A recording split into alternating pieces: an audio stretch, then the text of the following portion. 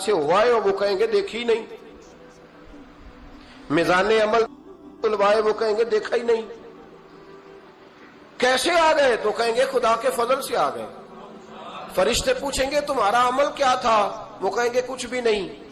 عام لوگوں کی طرح نماز پڑھتے تھے, روزہ رکھتے تھے, حج فرض ہوا تو کیا, زکوٰۃ اگر ہمارے اوپر لاگو ہوئی تو دی, عام روٹین کے معاملات. تو فرمائے اتنی بڑی فضیلت کے بغیر حساب کتاب جنت کوئی تو وجہ ہوگی. تو بندے عرض کریں گے وجہ ایک ہی تھی کہ رب جو ہمارے حق میں فیصلہ کرتا تھا ہم اس پر راضی ہو جایا کرتے. علامہ اقبال نے ایک بات لکھی ہے. اقبال کہتے ہیں جب میں لندن میں وکالت کرتا تھا تو ایک خاتون تھی, لیڈی بارنس اس کا نام تھا.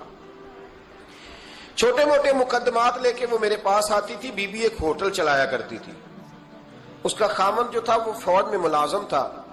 اقبال نے خود لکھا ہے, اقبال فرماتے ہیں کہ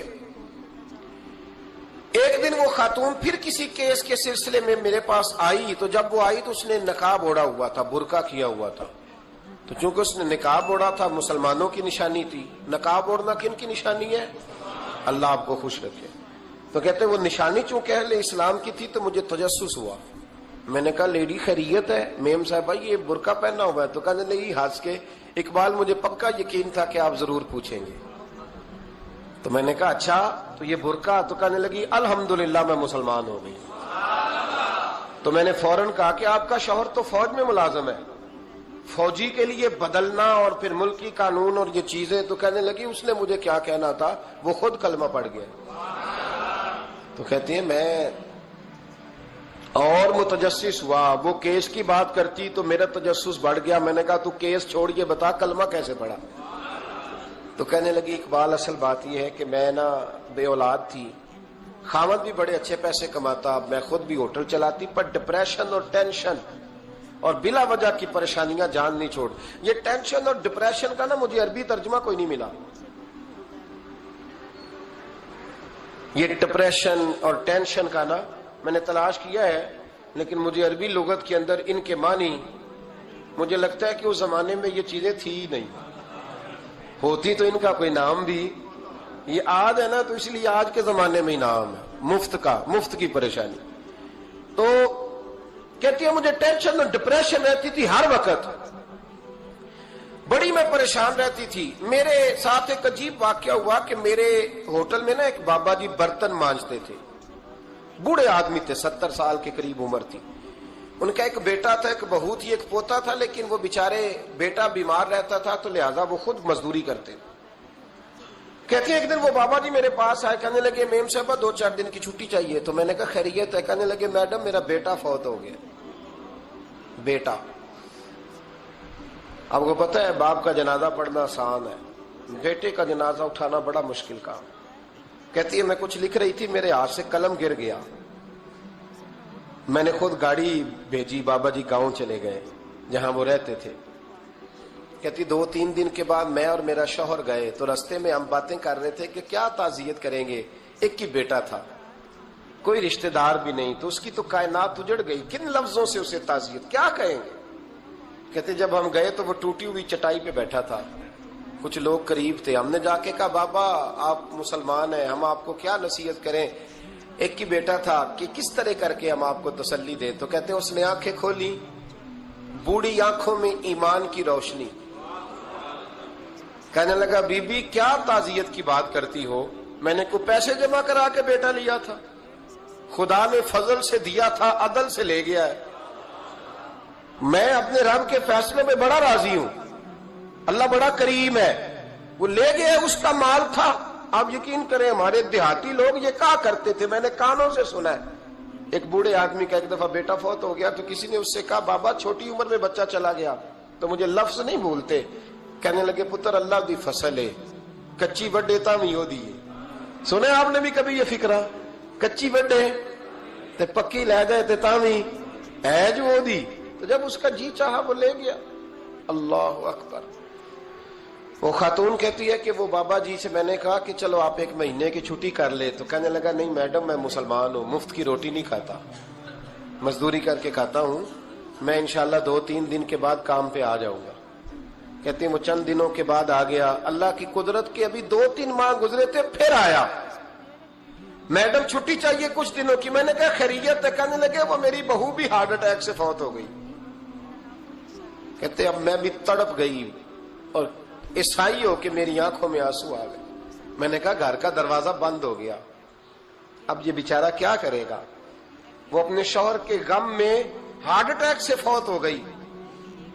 कहते हम फिर 2-3 दिन के बाद ताजियत के लिए गए, फिर टूटी हुई चटाई, बूढ़ा ना अपनी उंगलियों से जमीन पर कुछ बना रहा है।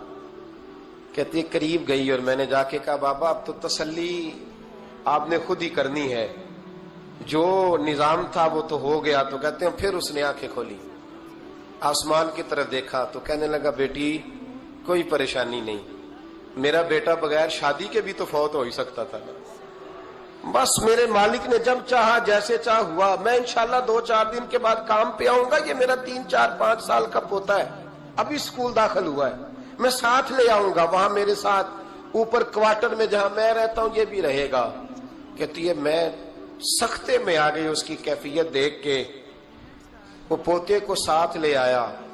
कभी कभी मैं देखती छत पे खड़े होके कि दादा घोड़ा बना हुआ है और पोता सवारी कर रहा है। वो सवेरे उठता, उसको स्कूल छोड़ के आता, शाम को लेके आता, प्यार करता, मोहब्बत करता। तीसरी मंजिल पर हमने क्वार्टर दिया हुआ था, वहां दादा पोता रहते। अल्लाह तू बड़ा बेनियाज है। कहती है इकबाल एक दिन ना पोता ऊपर वाली मंजिल पे खेल रहा था, उसका पैर फिसला, वो गर्दन के बल जमीन पे गिरा। मुझे खबर हुई तो मैं दौड़ी, एम्बुलेंस मंगाई। खून से लिथड़े हुए उस बच्चे को दादे ने अपनी गोद में रखा।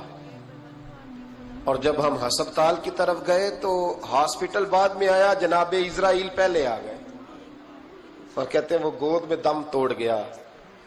फिर दादे ने उसे अपने हाथों से गुस्ल दिया, फिर उसने अपने बूढ़े हाथों से कब्र खोदी और फिर मिट्टी डाल के कहने लगा इन्ना लिल्लाहि व इन्ना इलैहि राजिऊन। जे सोना ही मेरे दुख विच राजी, जे सोना ही मेरे दुख विच राजी।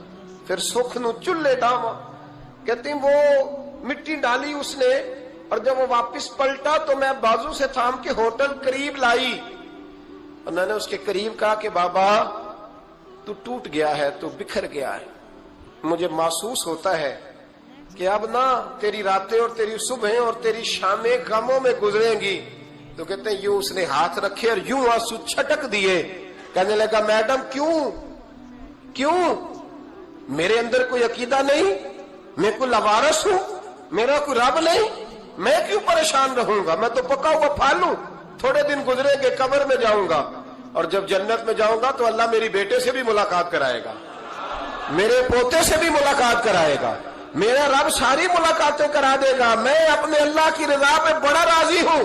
वो खातून कहती है मेरा और मेरे शौहर का कलेजा फटने लगा। मैंने कहा बाबा ये जज्बा कहां से मिलता है, ये सुकून कहां से आता है, ये कैफियत कैसे मिलती है। मुझे कहने लगा तूने लेनी है। मैंने कहा तो कहने लगा तू भी गुंबद खजरा वाले नबी का कलमा पढ़ जा, तू भी रसूलुल्लाह का कलमा पढ़ जा।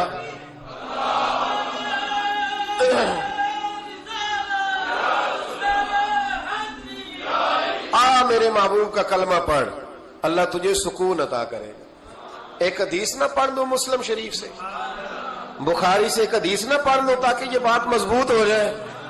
हजरत अबू तलहा रदी अल्लाह ताला, बेटा शदीद बीमार है, मजदूर आदमी थे, कई दिनों से घर थे। बीवी कहने लगी अगर आप घर में बैठे रहेंगे तो खाएंगे कहां से, जाओ आप मजदूरी करो, मैं बेटे को देखती हूं। अबू तलहा मजदूरी करने चले गए। शाम को आए तो बेटा फौत हो चुका था। औरतें बेहौसला होती है ना अक्सर, पर बीवी ने सफेद कपड़ा डाल के कमरे में रख दिया। बेटा, माँ और बेटा को नाप तकता है रिश्ता, बेटे में सफेद चादर डाल के कमरे में रख दिया। हजरत अबू तलहा अंसारी आए, बेटे का क्या हाल है? कहने लगी अल्लाह की रहमत में है। अल्लाह की, कैसा जुमला है, अल्लाह की रहमत में है। खामद ने खाना खाया, बीवी से मिलने को दिल किया तो मुलाकात हुई। फारिग होके बैठे तो खातून उठ के ना खामद के करीब गई, उसका हाथ थामा, कहने लगी नबी करीम अलैहिस्सलाम के सहाबी हो, ایک مسئلہ دریافت کرنا تھا، بتاؤ گے؟ کہ پوچھو. کہنے لگی اگر کوئی آپ کے پاس امانت رکھوائے اور پھر اپنی امانت واپس مانگے تو کیا کرو گے؟ حضرت ابو طلحہ کہنے لگے پوچھنے والی کیا بات ہے، جس کی امانت ہے واپس کر دیں گے. اب زوجہ روئی، اب صبر والی بی بی روئی، اب ماں روئی، آنسو ٹپکے، آنچل سے پوچھ کے کہنے لگی ابو طلحہ وہ بیٹا بھی اللہ کی امانت تھا اور رب اپنی امانت لے گیا ہے، اٹھو غسل کفن کا بندوبست کرو. حضرت ابو طلحہ اٹھے، کامتے کامتے ہاتھوں سے غسل کفن دیا، مسجد نبوی میں پہنچے، محبوب کی بارگاہ میں عرض کیا تو رسول کریم فرمانے لگے تیرے اور تیری بیوی کے عمل سے اللہ بھی بڑا راضی ہے، اللہ کے رسول بھی بڑے راضی ہیں اور اللہ تجھے برکت عطا کرے گا. صحابہ کہتے ہیں پھر اللہ نے انہیں 9 بیٹے عطا فرمائے. پھر اللہ نے انہیں اللہ کی رضا پہ راضی رہنا سیکھو، اللہ کے قریب چلے جاؤ گے اللہ کی رضا پہ. حضرت سفیان ثوری دعا مانگ رہے تھے یا اللہ راضی ہو جا، یا اللہ راضی ہو جا، یا اللہ راضی ہو جا، دعا مانگ رہے تھے. بی بی رابعہ بصری پردے کے پیچھے بیٹھی تھی. جب دعا لمبی ہو گئی تو کہنے لگی سفیان بس کر، کوئی اگلا لفظ بھی بول، بس کر. آپ فرمانے لگے تجھے کیا ہوا؟ تو کہنے لگی تو کب سے کہہ رہا یا اللہ راضی ہو جا، یا اللہ راضی ہو جا؟ پہلے اپنے دل پہ ہاتھ رکھ کے بتا تو اللہ سے راضی ہے؟ تو راضی ہے اللہ سے؟ تو روز نہیں کہتا پیسے نہیں ہے میرے پاس مجھے دے؟ تو روز نہیں کہتا یا اللہ فلانی چیز کوئی نہیں دے، اے اللہ فلاں کو دے دیا مجھے کیوں نہیں دیتا معاذ اللہ؟ تو روز شکوے نہیں کرتا؟ فرمایا پہلے تو راضی ہو جا. ترمذی شریف کی حدیث ہے، میرے نبی کریم علیہ السلام نے فرمایا تم اللہ کے دیے ہوئے تھوڑے رزق پہ راضی ہو جاؤ، اللہ تمہاری تھوڑی عبادت سے راضی ہو جائے.